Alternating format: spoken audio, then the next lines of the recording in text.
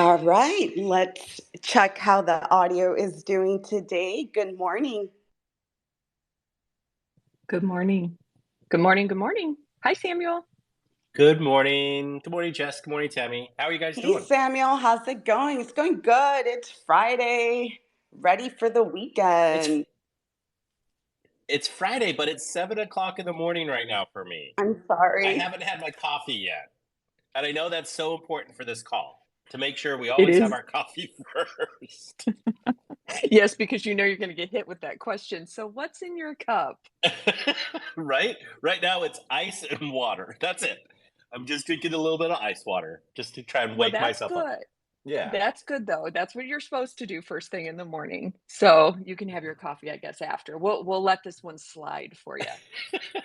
Well, thank you. I appreciate that. Well, last time I was on, I got raked across the coals for the type of coffee I was drinking. Yes, I So I, think you have, out of all the guests, you've had the most controversial coffee take on the show, like up to date. You can I'm gladly share what that take was again as we go around the room. just so I can, start off, behind, kind of behind everybody else. Yeah, so I tend to drink the Dunkin' Donuts coffee, but not from Dunkin' Donuts. I get this stuff off the shelf at Target, and then I get the coconut flavored Dunkin' Donuts because I am, I guess, a horrible human being. I don't know. I'm dead right now. No, you're not. We can help you, though. We can help you. There is hope. There's no hope. There is no hope for you. Sorry, man. Sorry, Sam. See, like last time, you were like, buddy, you should just hang up right now. You should not be on this call because you do not qualify as a true coffee drinker. I'm sorry, that was me. I had to come up. Oh, Like, yeah. Did you even try the coffee? Did you do what? Like, I gave you homework. Did you do your homework, man? I neglected my homework. I kind of feel like a senior, in high school where it's senioritis that I only have to attend, half my classes and do half my homework. So I apologize, Nico. I'm a bad man. I sent you a full blown video at everything. Literally, like, yeah, I you have know. instructions We'll exactly what we'll to come buy. back to it. We'll come back to it, and we'll make sure. We know Sam's been busy doing a lot of things. You guys are just at consensus and all this fun stuff, which we'll definitely get into. But yeah, you're infamous now in crypto and coffee, and we will go through the other guests and see what their thoughts are. But we're happy to have everybody here. Thank you guys for coming to another episode of Crypto and Coffee. Just a friendly reminder, nothing said here is financial advice. Our sponsors and friends for today's episode is Findora, and we have Sam, CEO of Discrete Labs. Sam, do you want to introduce yourself, and then we'll go to the rest of them? Sure. My name is Sam Harrison. As she mentioned, I'm the CEO of Discrete Labs. Discrete Labs is the software development company that has brought the Findora blockchain to production. Of course, Findora is an open source project. It's an open blockchain, so anybody can build and deploy on us, which is great.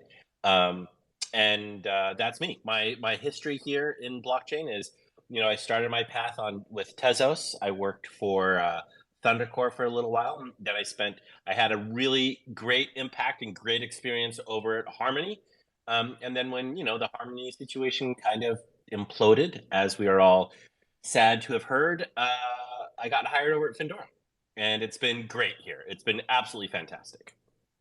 And you've been around in the game. And who else, before we go to our co-host and our regular speakers, who else do we have on the stage? Who's behind the Findora account today?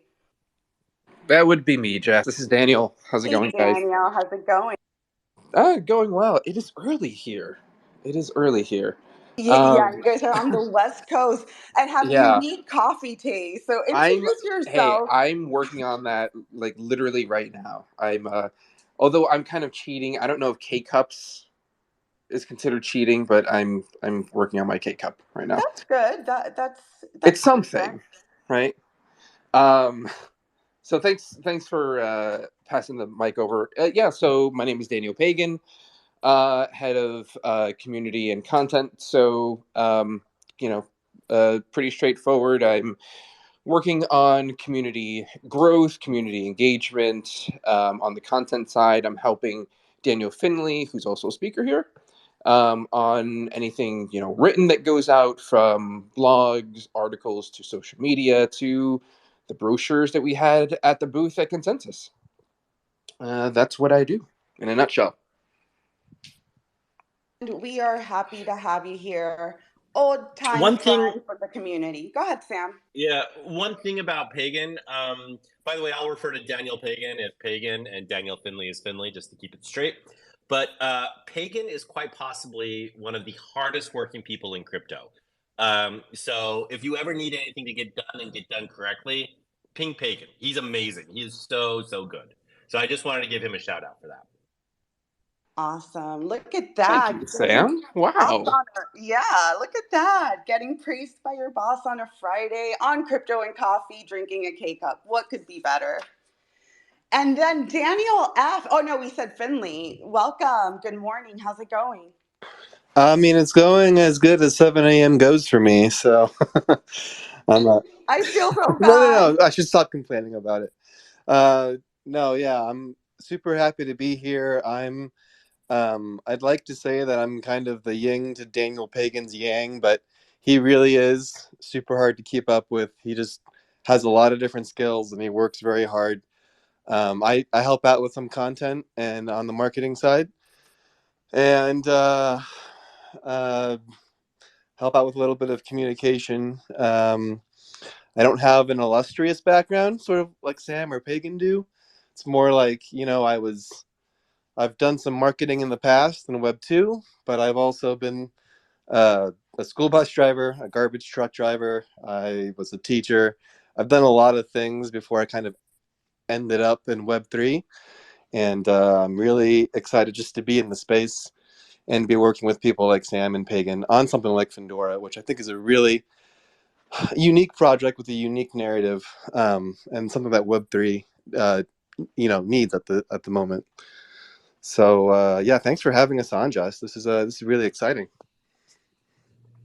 I don't, Finley is kind of pushing himself down a little bit, because I got to tell you, he is also incredibly impressive. One of my first big projects I did with Finley was I brought him out to Denver for ETH Denver in the middle of February. And that guy was everywhere. Now, first off, whenever I go to Denver, I'm exhausted all the time because I can't breathe in that city, because I live at, sea level, and Denver is in the middle of this outer space. But Finley was at the booth first thing in the morning. He was at events until the wee hours of the night. And I cannot tell you, the combination of Pagan and Finley is the secret to my success right now. Like, most of the time, I wake up in the morning for work and I'm like, I'll just let Finley and Pagan handle it. And then I go back to bed, because they are just phenomenal. So you can't say enough about these two guys. Love it. Love the vibes. It looks like you guys have a great team, and we're looking forward to chatting with you guys. But before we do, I did want to just, I drank way too much coffee, got ahead of myself, didn't even say hi to Tammy and Dow. Like, how's it going, guys? How's it going? It's going great. How are you guys doing today? This is like the highlight of my Fridays. I love this. Yeah, I'm excited for this one. But I just want to say something. Like, just hearing these guys get me super motivated, because I think the example of the Web3 teams, like, people have this idea that Web3 is all a bunch of gamblers that do like a quick token, but you can hear these guys are here at 7 a.m. I've seen teams on my show that are here at 2 a.m. They're here on the weekends. They work hard. So yeah, I love to hear that. I love to hear too the backgrounds of people. I think it's just so cool that it's so all inclusive for Web3, and having people come from various backgrounds, even before Web3. It's just cool to hear like what people have done in their past and what brought them here. So that's really cool. And Sam, I'm with you on the whole Denver thing. I think you just walk around like lightheaded the entire time you're there, especially if you come from places like we're from. It's crazy, the breathing out there and just how you feel. It's just weird, but it is beautiful out there. I will give it that. Yeah, I love Colorado. And last but not least, Brooke, welcome. I know You tell me every week the show's too early, so I know you're on the same page. Well, and today it's a little too early because I was up till like 2 studying. So the only time I can like get any studying done is like in the middle of the night. So I woke up for all you jokers. I'm ready. I'm ready to talk. I'm so glad that these guys are here on Friday. Like, these are my guys. I got the immense pleasure to hang out with Findora and these gentlemen at Consensus in Austin. We had so much fun. Sam is a gem. Like, we had so much fun. And I remember Jess like texting me, like, I see this picture of you and Sam laughing. Like, it was like a candid picture of just me and you like sitting down. And I think I was like, my head was like thrown back laughing so hard. And that's the kind of like situation. I messaged you. I was like, I know you and Sam hit it off. Like, you guys have like the perfect vibes that would connect. Oh, vibes was the best way to say it. Like, and then I was able to speak on stage with them. It was just I don't really even associate with companies or people that I don't vibe that quickly with. So I get the immense pleasure of working with these guys going forward. So I'm super excited about that. I love this product so much. I don't put my name behind just anything, to be honest. I don't think people have really ever heard me say other than Wallet Guard and now Findora. So I'm super excited to see where this goes. I love the energy of this team. And I'm so glad that they're here with us on Friday morning, super early. Let's fucking go. Let's get it started. So, yeah, thanks, Brooke, for coming by. And let's kick it off. Like Brooke said, you guys, maybe let's start off for those of you guys, for those in the audience that don't know about Findora, just give a high level overview of what Findora is, and then tell us about what you announced in Consensus. I heard you guys made a huge announcement, so definitely want to get into that. Sure. So I mean, the huge announcement at Consensus was the fact that I got to hang out with the Brooke Lacey. I mean, that's right. You can't have That's right. a bigger announcement than that. That was so much fun.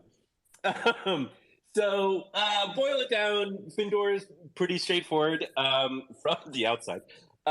We're layer 1 blockchain, EVM compatible.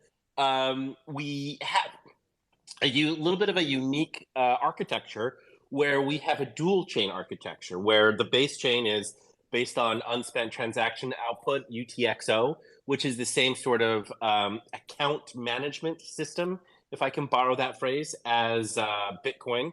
And then we have a very interesting atomic swap bridge aspect called Prism++ that connects that UTXO chain to our EVM chain. So we're totally EVM compatible. Anything you deploy in Ethereum, you can deploy on us. But this dual chain architecture allows us to create these privacy wrappings.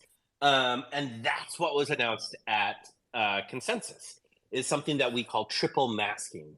And the thing about triple masking that I think is particularly cool, Jess, do you want me to go into this now, or do you want me to wait for a second? Do you want me to hold? Go ahead. I don't want to ruin your flow. Oh, he's so much in flow. I was on a conversation the other day with a senior producer for a TV show, and I said, hey man, you got me on my stump speech, because I started speaking and I didn't stop for like 10 minutes because I have like this specific kind of pitch down pretty well. But the takeaway is we can mask or obfuscate the sender's address, the asset type, and the asset amount when you process a transaction, so that the information that is shared on the public blockchain ledger, so the block explorer, you can choose as the individual, as the user, which pieces of that you want to reveal. And then we have the ability also to unmask that at a certain point.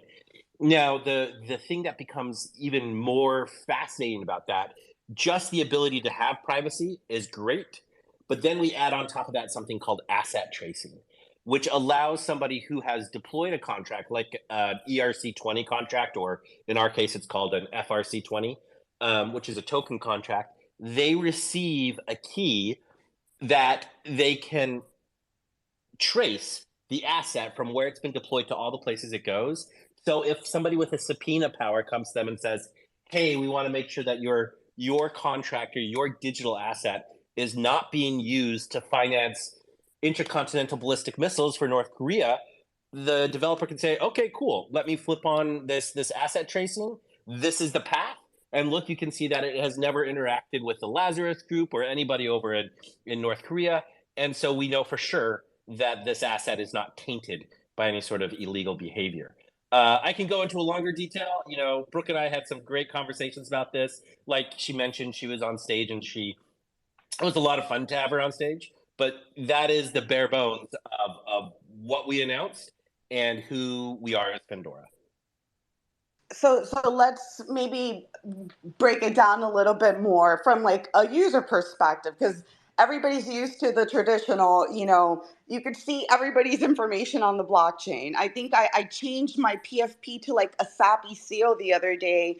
And somebody asked in a chat, oh, did you just buy this? And within 5 minutes, Flu had gone to my OpenSea account and looked and said that, no, I had bought it 3 months ago. So I like, think it was less than 5 minutes, Jess. I think it was more like 5 seconds. I didn't even have a chance to respond in the group chat, and they had already tracked down when I bought that PFP. So how would that change from like an end user perspective? That's an excellent question. So it all depends upon how the user wants to deploy it. This is one of the things that I think is the most important. As you know, Finley talked a little bit about the narrative that we have at Findora, and this is a big part of it. We build cool tools, and then we put them in the hands of you guys to do with what you want with it, right? So if, for example, you purchase something like an NFT, one of the use cases for triple masking is that you can mask the type of asset that gets transferred back and forth. So, for example, for you, Jess, when you bought your pudgy penguin or whatever it was that the seal, that's right. That was you would have been able to, that would have been masked. So somebody who looks at the Block Explorer could see that there was a transaction. That transaction was confirmed. We know that it's completely valid, and we do that through the magic of zero knowledge proofs. But what they would not be able to see is they would not be able to see that was that particular seal NFT. Now, for something like PFPs, it's like, okay, you know, it's interesting, but I don't know how useful that is. But let's spin the clock forward a little bit when we start using NFTs to more of what their potential is. When I think about NFTs right now, I think about them as a copyright, because I own a digital asset, and so I own the copyright for that asset if I were to go into court about it. And there are a lot of other intellectual property protection mechanisms that we could wrap into NFTs. If you think about it, most of our software right now is we pay it based on a subscription, or we have a software license of some sort, right? And so being able to have a license that nobody knows we have that license, for example, for our software security, that would be very valuable. That way I can buy and sell various different software licenses in a way that the bad guys out there can't tell which ones I have. I flubbed that part of my stump speech, so hopefully that makes sense.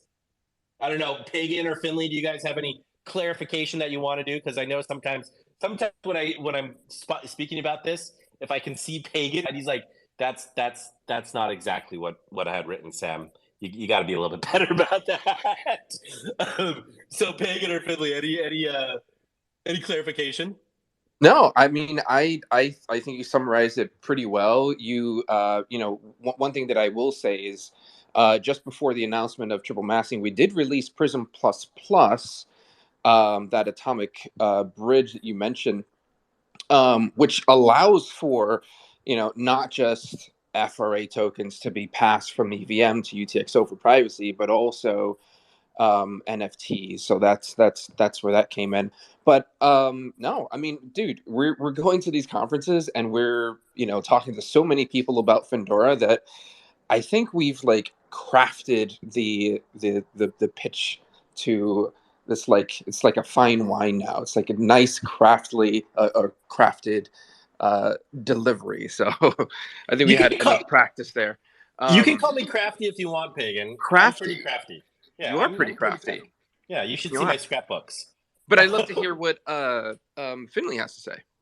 Agreed. I think the 2023 vintage, the Findora pitch is a pretty good vintage. You know, if we're talking about crafting a stump speech. No, I think that Sam's exactly right. I think that a lot of crypto is unfortunately just underutilized. Like I think Jess was saying, like, or somebody was saying, like, you know, everybody thinks of gamblers when they think of crypto, and it's like, well, you know, NFTs could be used for more than JPEGs. DeFi could be used for more than gambling.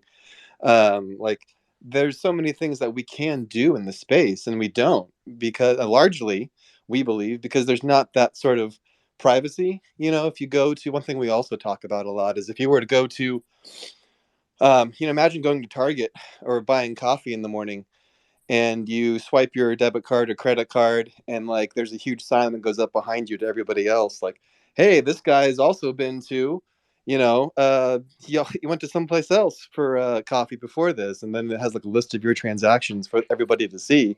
Nobody nobody wants that, and that's essentially the user experience when you use a public ledger. And so Findora sort of has this dual ledger system.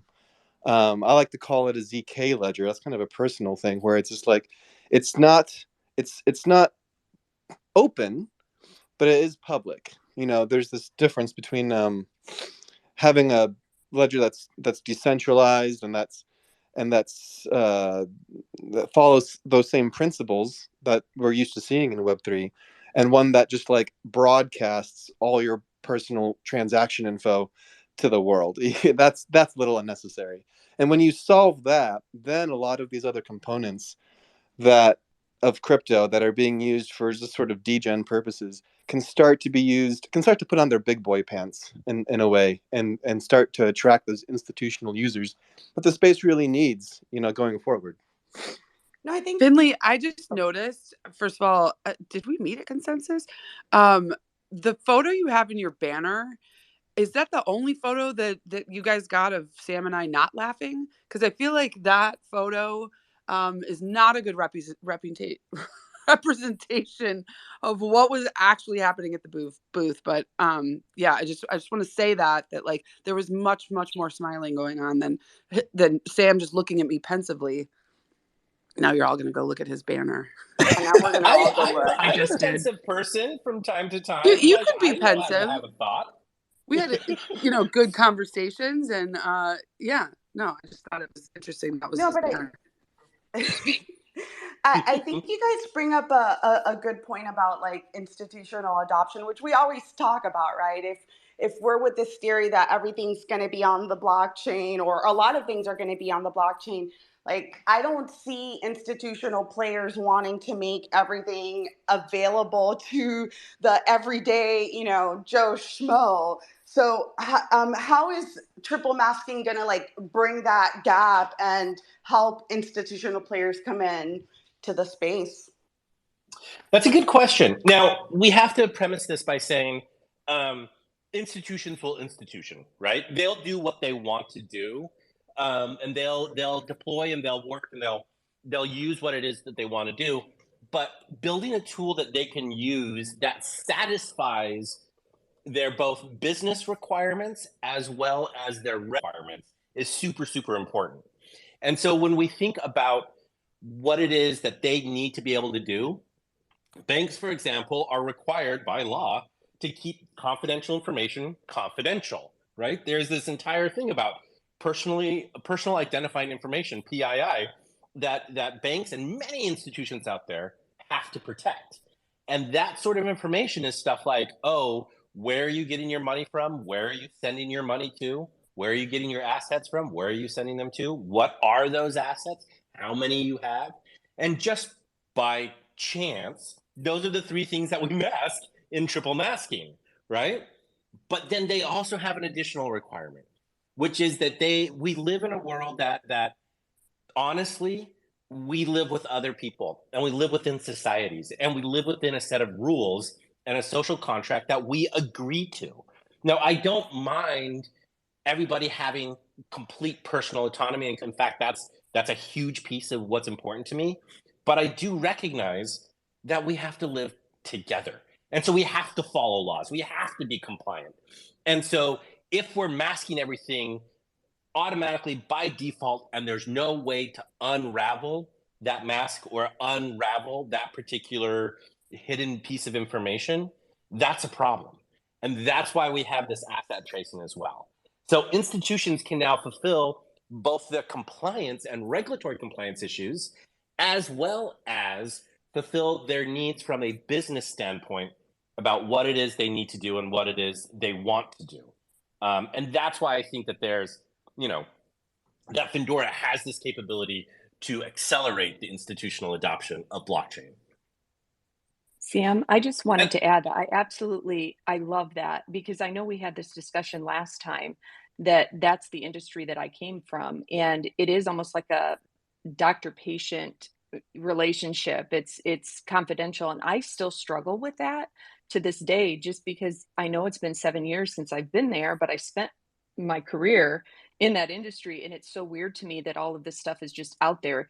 It's like, no, I don't want people knowing what I have in my bank account because that's no one's business. So what is being developed and what you've developed is amazing. And there is something to be said for a little bit of, confidentiality on some things. So that is a line, and that is a struggle still to this day for me, that everything is just out there. So it's just for security reasons. I just see risks involved in that. So I agree with you 100%.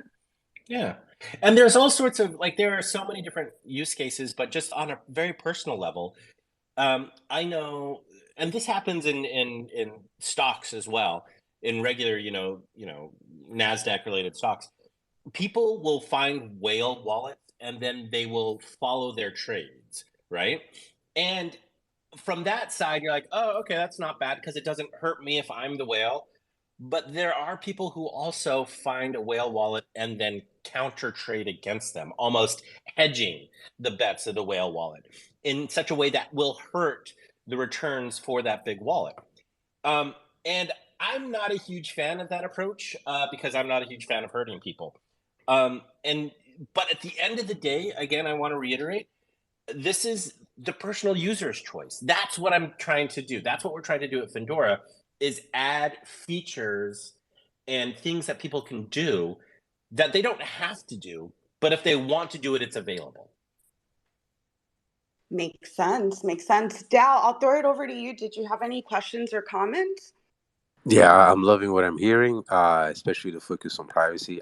I'm surprised that it's been 13 years we've been in the space and there hasn't been more of an emphasis on privacy. Because, I mean, from a retail point of view and to your point, from an institutional point of view, if you want adoption, it makes no sense to have those publicly accessible information. One question I do have is I'm really interested about this dual chain model. I see the adoption from the point of view of the regular user and institution. From the developer point of view, right? You have one chain that's EVM compatible.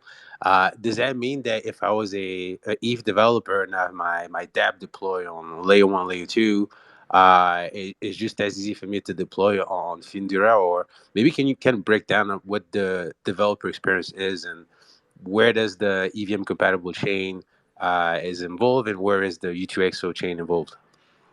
Oh, that's a good question. Some of this stuff I'll have to say at a high level, because even though I have a fairly educated background, none of my background got involved in coding, and so I don't want to start saying things that get me too deep into the territory that I am not, really savvy about, really familiar with. But so first off, let me say the EVM chain is just like any other EVM chain. Now, EVM, of course, stands for Ethereum Virtual Machine. And so that is the virtual device that does the computation for the smart contracts that run out there.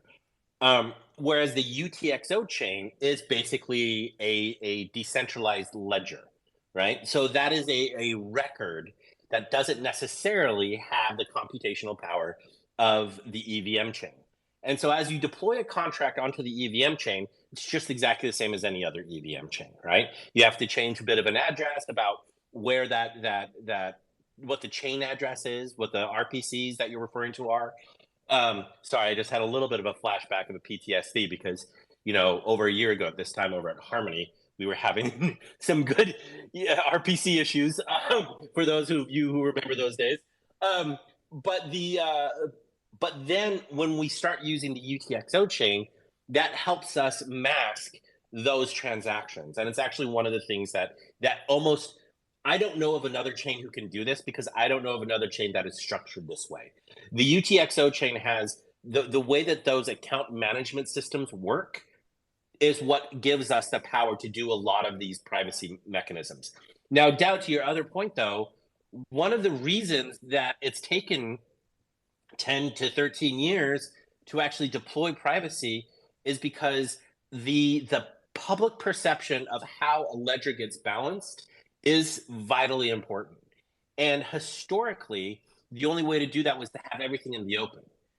But there has been a technology that's been available since the 80s and 90s called zero knowledge proofs that the industry rediscovered, so to speak, and has really been developing.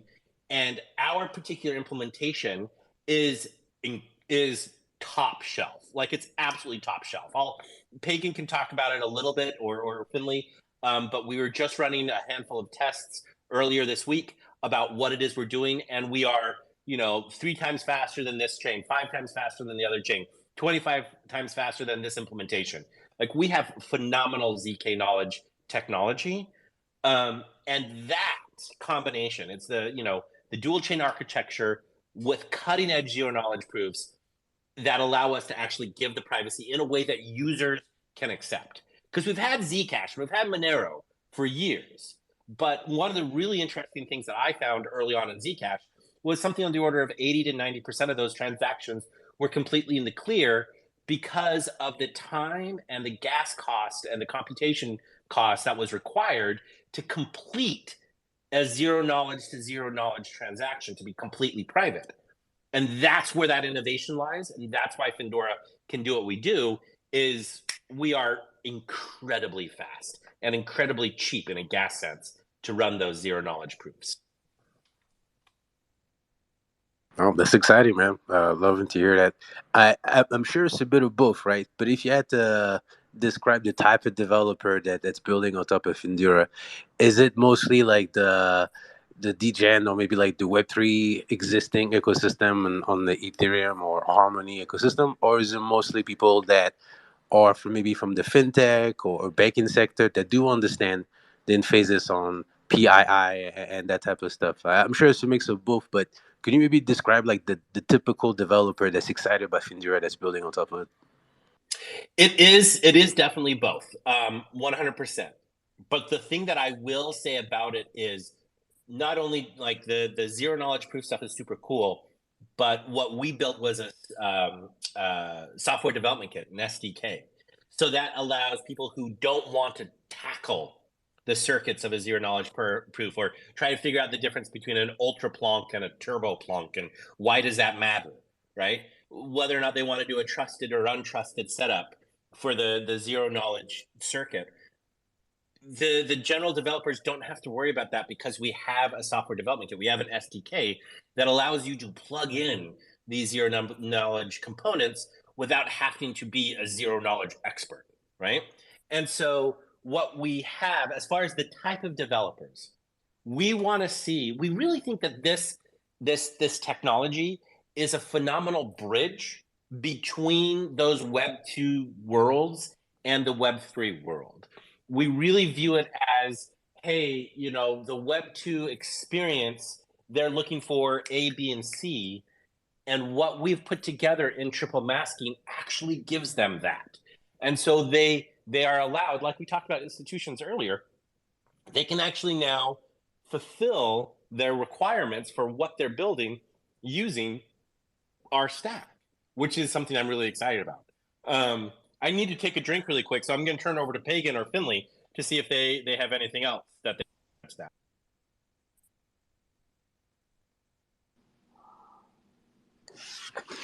No, I think, I mean, as always, Sam hits it out of the park. Like I think after 2022, I don't want to bring up bad memories for people by talking about 2022. But it was kind of a traumatizing period for everybody. But I think coming out of that, there was like DeFi summer before that, and then we had like crypto winter. And you know what they say about tough times making strong projects. Like that's kind of what we're coming out of now. And so it's like we kind of have to take a really hard, honest look at ourselves in the industry and be like, okay, what needs to happen? What tech stacks do we need to develop to um, onboard more users who aren't a part of the degen crowd? What do we need to do to make it more useful in the quote unquote real world? I hate calling traditional finance like the real world because I don't want it to be. But how do we make it more attractive to that side? Because whether we like it or not, we need them. We need to onboard Web 2 into Web 3 systems um, for the future going forward. And so triple masking, because you can combine privacy with a level of auditability as well, helps sort of bridge that gap between Web 2 and Web 3. And, something Pagan and I have talked a lot about is like, look, with Web 3 technology now, we have the ability to be more transparent than ever before, and also the ability to be more private than ever before, right? With projects like Monero and Zcash, which are great projects. We're not trying to FUD them. We're not trying to shame them. They're, we know some of the people on their teams, like they're great. And we're just trying to now kind of bridge those two potentials, right? We can be more transparent than ever. We can be more private than ever. How do we find the middle path? What is the right balance that we would like to see in the world going forward? And what is the right balance that the Web 2 world needs to see to move on to, blockchain based systems? And this is actually interesting. One of the things that Finley brought up here, I think is fascinating. Actually, before I keep going, because I tend to talk a lot, I want to throw it over to Brooke, because she raised her hand like a polite third grader. Hopefully it's I not was just asking going to to go cut you off. I was just going to cut you off. I should have just cut you off. Yeah, go ahead. Cut me off. Feel free. No, finish your thought. Just don't take too long. Just stop talking so much. Oh man, that's really, really difficult for me.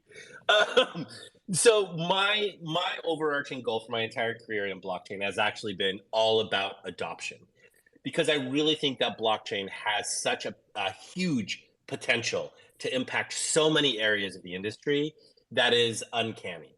There was a talk I gave when I was at Tezos. This is at Tez Talks back in 2018, I think, 2019. And one of the things I talked about was the comparison between blockchain technology and fracking. And sorry, Jess, I realized that I think I may have just knocked like 30,000 of your listeners off by referencing fracking.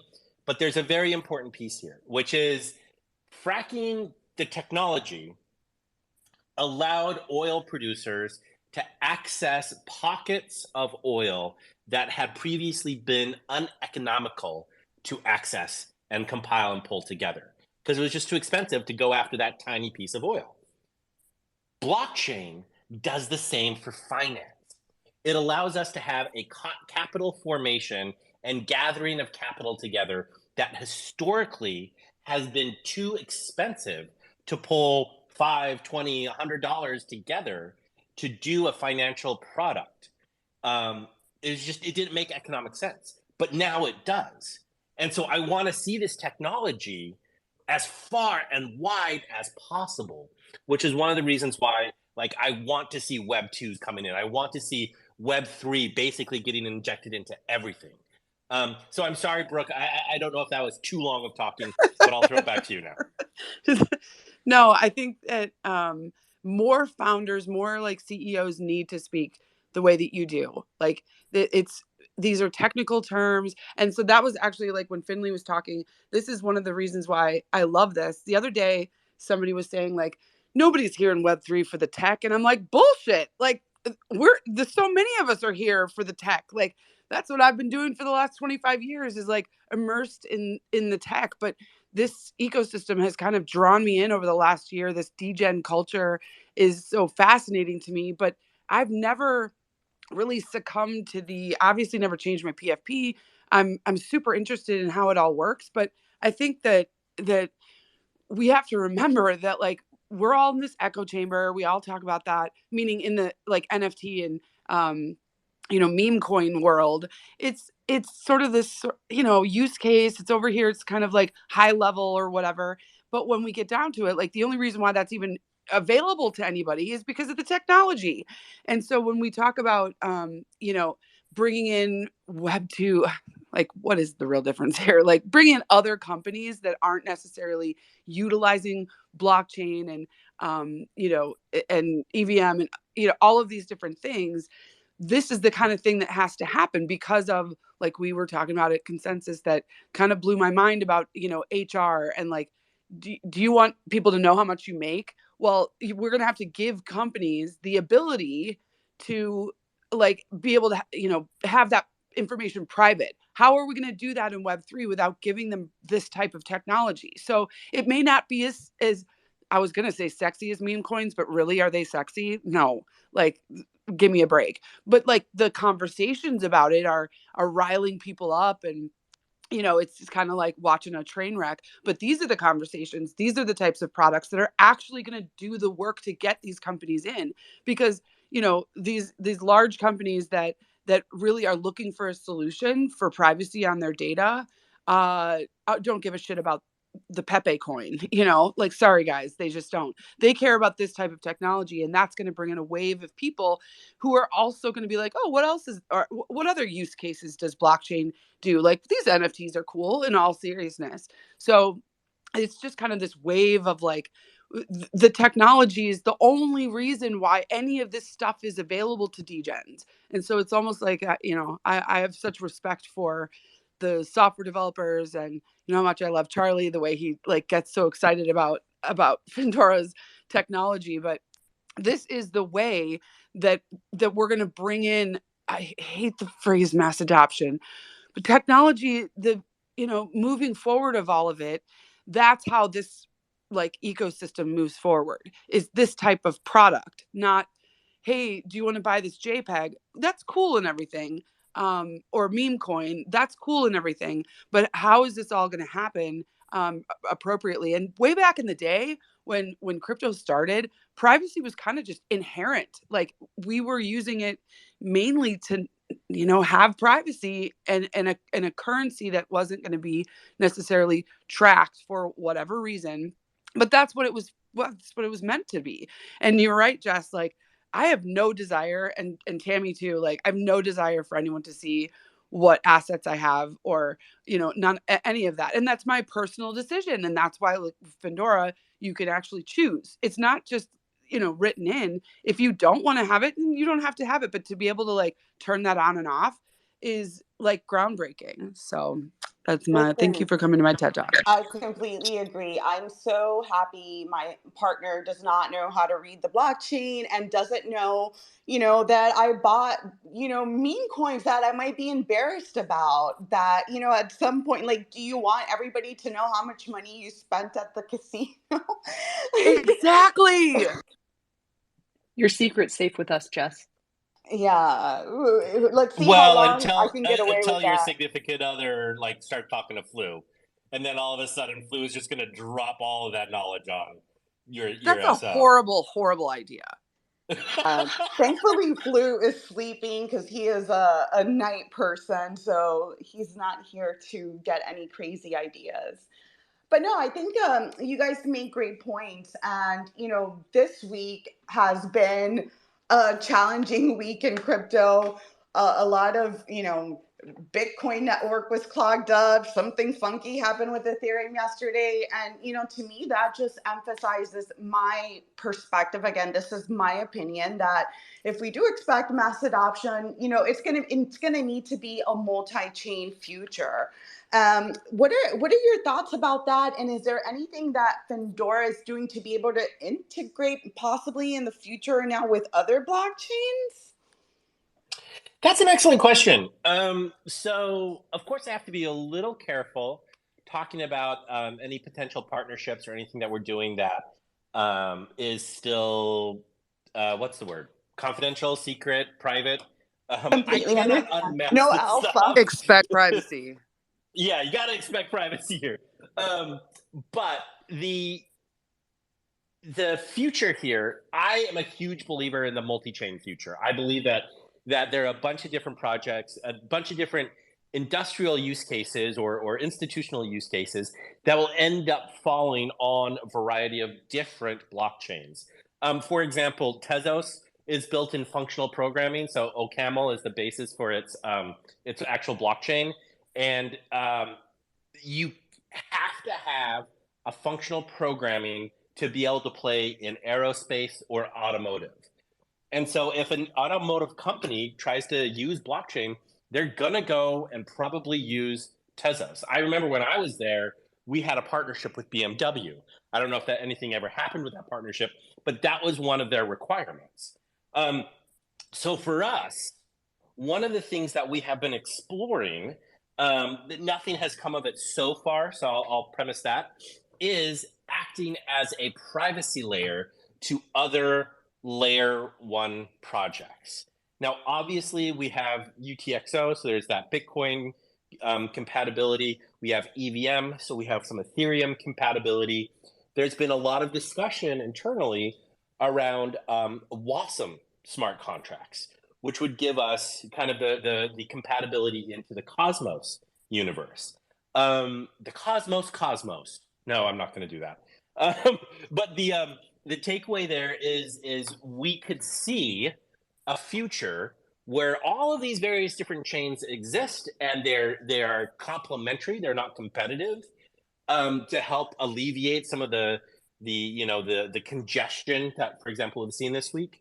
And when people need privacy, they can flip to Findora to be able to use it, as one of the many things. I do have one thing I want to state really quickly about all these meme coins and all this stuff that's going. While I don't meme into stuff, like I don't ape in to some of this stuff.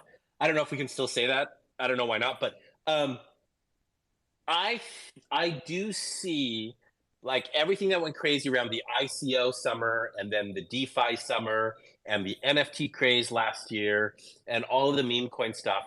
I see it as valuable because what we're doing is we're injecting capital and we are injecting energy into the larger blockchain ecosystem. And then companies like Findora and other companies can take that capital and can take that energy and transform it into something that has a greater staying power. We can actually start creating really powerful, currency swaps in DEXs, and then we can do, lending and capital concentration and stuff like Aave and Curve. And those solutions then can be brought to the general public in a much more efficient manner than what Wall Street used to do. And so I see that as being an output of these meme coin situations. And so I'm okay with that. I'm okay with meme coins. So Brooke, launch a meme coin on Findora is the takeaway. I have a Brook coin on Solana, just FYI. There's no liquidity, zero utility. It was just a fuck around and find out late 2021. So just letting you know. But let's do a Brook coin on Findora. You just said Solana. I'm pretty sure I specifically requested to be on Findora. I'm pretty sure that's what I said. I'm saying like I have the experience, so let's get on that. Let's have a working meeting later to get that going. Can you just copy pasta on Findora? Pretty much no. I mean, we can, like, the process for deploying an FRC20 contract is almost the same as the process of deploying an ERC20 or is it an SRC20 on Solana? I don't follow Solana closely enough to know what their various different contracts are. Yeah, Solana is weird because they're Rust. I have no idea what they do. But yeah, and thanks guys for sharing those inputs. Great thoughts. Let's go through some of the hand smoking. I see you're up here. Did you have a comment or question? Yes, thank you for having me up. I wanted to ask, I was reading through the docs on Findora and I seen something about side chains, app chains, or private, like people can launch their own chains. Is that possible? One. And two, is that something Findora is going to advertise in the future or try to bring um, to the blockchain game? It's doing a lot of positive work on Avalanche, on Cosmos. Um, Polygon is advertising it now, so that type of building looks to be something that's going to be popular in the future. So is Findora going to be able to give people like a bank its own chain with its own type of regulations and setup? Man, Smoke, you are. I wasn't planning on dropping any alpha here, but that's 100% right. Like you dug into our docs and you're like, oh my gosh, they're working on this thing. So it's not ready for public consumption yet, obviously, but it is on our roadmap to be able to build and deploy these different side chains, right? The one of the areas that we are exploring very closely is to call them our game side chains or the gaming chains. Specifically because we think privacy has a huge impact for blockchain gaming. And we want to make sure that none of the constraints, the historic constraints of blockchain, such as transaction throughput or block finality or any of that stuff, that the people who deploy the games can decide what the parameters are there. For example, if I almost every single time I go to a conference, I end up spending like an hour or two at the Scale booth, just chatting with them and talking with them about what it is they're building, how they're accomplishing it, and what are the challenges that they run into. So I'm impressed that you dug out that little bit of nugget. So props to you, man. That's some good alpha. Love it. Digging up the alpha. Thank you, Smokin. Great question. And thanks for sharing that, Sam. Nico, I saw you had your hand up. Did you have a question or comment? No, got answered. Yeah, that's why I put it down. Sorry. Sounds fine. And we are coming up at the top of the hour, and I know you guys got a busy day today. You're doing another space in an hour, which I will pin up to the top. But before we start wrapping it up, what's down aside from what we just spoke of? What else can we expect this year from the Findora ecosystem, or what are you hoping to see in the development of the Findora ecosystem? It's not enough what I've already talked about, Jess. I feel like we've talked about We some big want things. more. We want more. Come on, it wouldn't be Well, crypto if we didn't be like when. I know, right? When? Obviously, one of the announcements that we gave at Consensus that we haven't talked quite as much about because we tend to talk about the triple masking is the fact that Sushi is going to deploy a DEX on Findora. So we're working on that, so you guys can watch for that. That'll be really, really exciting. And then, of course, we are engaging more and more with the open source developer community. So, for example, we are going to be running our own virtual hackathon a little bit later in this year. So pay attention for news about that. We're putting the final pieces together on it right now. But we're also going to be at a variety of ETH Global's hackathons. So we'll be at ETH Waterloo, we'll be at ETH New York. We'll probably be at Dev Connect, which is going to take place this year in Istanbul, I think. We still have to finalize those details, and that's much, much later in the year. So I'm not too worried about that. So watch for that sort of stuff.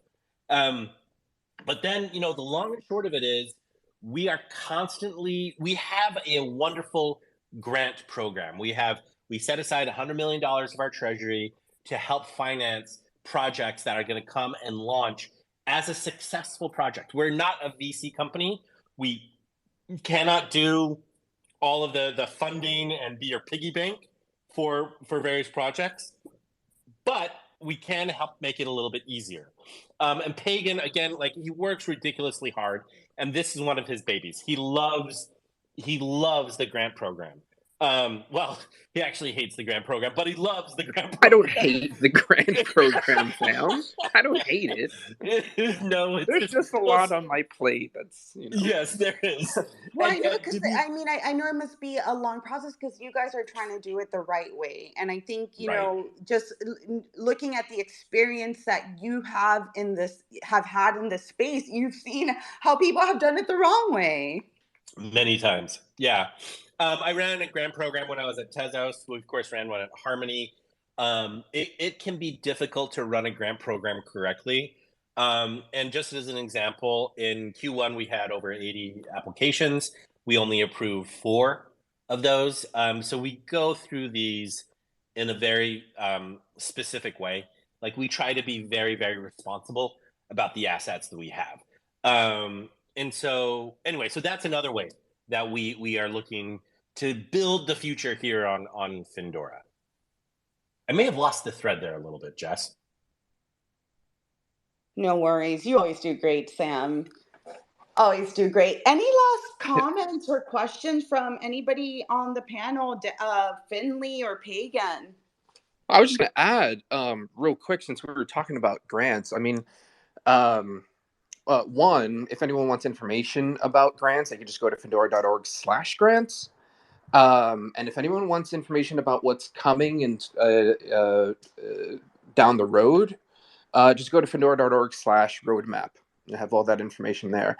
And yeah, I mean, grants are interesting because it's not just. Oh, first off, I should mention, and this goes back to something that we were talking about regarding multi-chain environment, is that our grants are not. They don't require any type of exclusivity because we believe that the future is multi-chain. So it would actually be it would not benefit us to request for people to build on Findora and only on Findora. Findora provides solutions that some chains don't. Their chains provide some solutions that we might not. So it just makes sense, right? When we're talking about like environments where developers can build, whether it's blockchain or we're talking about virtualization or we're talking about data center solutions, there's no one size fits all. So that's what we believe in, and yeah. Yeah, I think that's all I really wanted to add there. Finley, was there anything that you wanted to add? No, I think you guys really covered it. The only thing I guess I wanted to add was like, Brooke, I just noticed the Pepe in your PF in your profile, and I love it. I think it's hilarious. Yeah, but no, I have nothing like to add to what you guys said. Exactly. Like I think we have a really exciting roadmap. We've brought together some really great people recently, and Sam and Pagan are a part of that, and there's others too. And I don't really care what the market's doing. I'm still really bullish on some of the things that we have coming up. So excited to see what happens in the second half of this year. Yeah, and just to Pagan's point a little bit earlier, we don't want exclusivity, but what we do want is we want to grow Findora. Like, that is our core mission. That's what the 100 million grant program is set aside for. That's why we show up early AF on these Twitter spaces, Jess. But because we want Findora to grow, we want more users, we want more dApps, we want more assets, we want more members in our community, on our Discord and our Telegram, and following us on Twitter. We want more engagement in our Reddit chats, and we want more developers. And so that's really what we're pushing, and that's part of what we're using that grant mechanism for. So as you come and you apply, try to frame your application the ways of saying, hey, I'm going to bring 100,000 new users. I'm going to bring our developer community is huge, and this is a platform to have more developers on Findora. And so that is our goal. Like, we want Findora to be as significant a part of the Web3 ecosystem as we can possibly make it.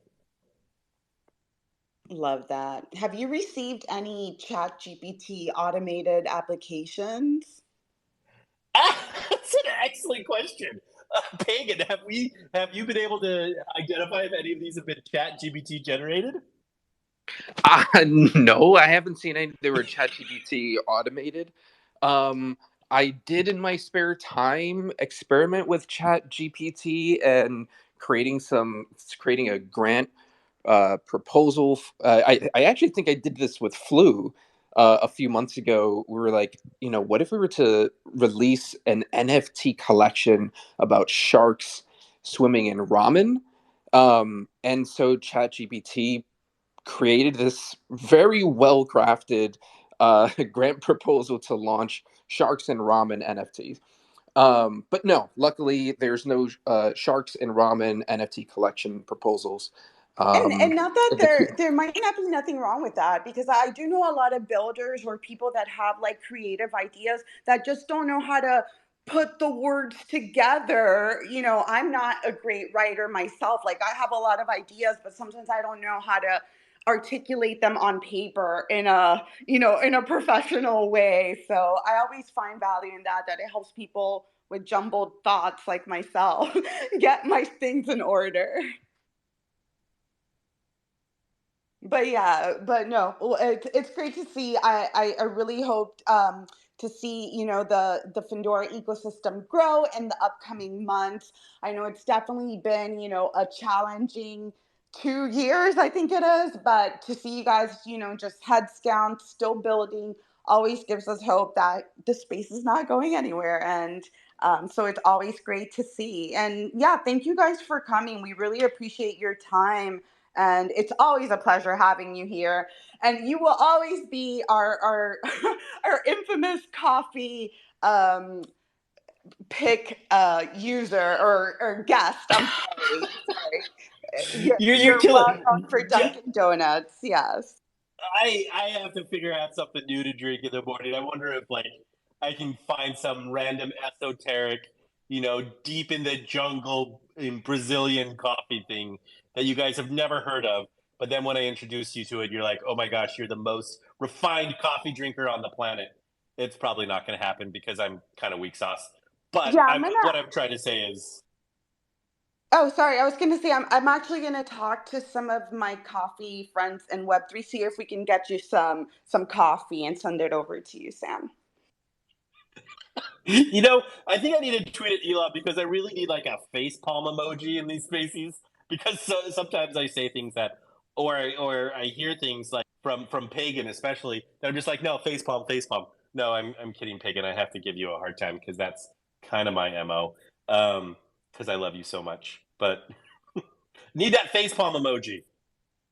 I agree with you. I think we need more of a variety of emojis. I tweeted that out a few weeks ago when I was listening to one of the congressional hearings. I'm like, oh, sometimes, man, I kind of wanted the middle finger emoji, but I mean, I think that was going a little too far. But I'm in agreement with you, Sam. Oh my god, I'm loving the new emojis though on the messages and the DMs. I've been doing the middle finger to everybody all day. Love it. Any last comments, guys? Thanks again for coming. You're always welcome back here. And yeah, we love having you guys here. I just want to say thank you so much. Like Jess, Tammy, Dow, like everybody in your entire, crypto and coffee community. You guys are all fantastic. And just in case anybody has noticed, talking about AI generated stuff, the crypto and coffee logo, I don't know if anyone has noticed that those are two coffee beans that form a heart. And I just think that's cool. It was AI generated. Ha-ha! How about that? But yeah, love it. Love it. Daniel, Pagan, Finley, any last thoughts or comments? I'll let Finley talk first. What you got, Finley? What do I got? No, thanks for having us, Jess. This is super fun, and I think bear market builders, or that's not really a bear market. Whatever we're in, like just heads down building, eyes on the prize. you know, it's fun to have your little Pepe meme coin distractions. I think that's fun. But like Brooke said before, like there's a lot of serious people in the space besides Findora, and building amazing things. And so I'm just very excited for the future still. Is it okay for me to drop a like and subscribe kind of thing? Of course. Is that okay? So yeah, I don't really have anything else to add, but yeah, guys, just thanks a bunch for inviting us up on the stage. Follow us on Twitter. You know, we have social media. Sorry, we're on social media. So just go to like Findora.org/Twitter, Findora.org/Telegram/Discord/Reddit. Super easy to find us.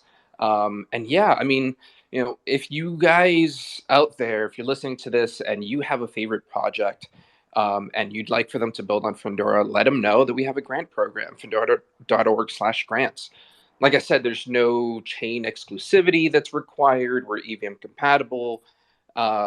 Yeah, have them submit an application, and we'd love to have a chat with them. But yeah, thanks, guys. Love it. And I did pin some tweets up on the top with the grant information, more information about triple masking, and you can check out Findora's Twitter page and website from there. I did see that we had somebody come up with a question. Do you guys have time for one question? Fire away. Always happy to answer questions. I'm asking to Samuel. Samuel, are you there? Yes, I'm here. make sure you do not ask any token or price-related No, questions, but go ahead. I'm not on those kind of stuff. Actually, I'm interested to know, like, who is Give? I haven't seen him on a Twitter for a long time. Give is good. Give is he's a, I talk to him on a regular basis, and he's in good shape. I don't have I think he got a little tired of social for a little bit, and so he hasn't been jumping on as much, but he's doing well. So is he still? I don't blame him. So he's still working as a VP for Findora? So I had a meeting with him yesterday. So I mean, like, he's still on the team, right? Well, I haven't fired him, that's for sure. Thanks, Samuel. That was only the question I was asking. Yeah, sometimes we just need to get away from Twitter, so I don't blame him. It's a little bit hectic on here. But yeah, thanks Unknown for coming. And again, thank you guys. I know you guys got to get ready for your next space. So we are going to move on to the second part of our show. You guys are feel free to hang out or drop off, but we really appreciate you guys coming and sharing more information about Findora and triple masking and what you guys got going on with privacy and compliance solutions. So really appreciate your time, guys.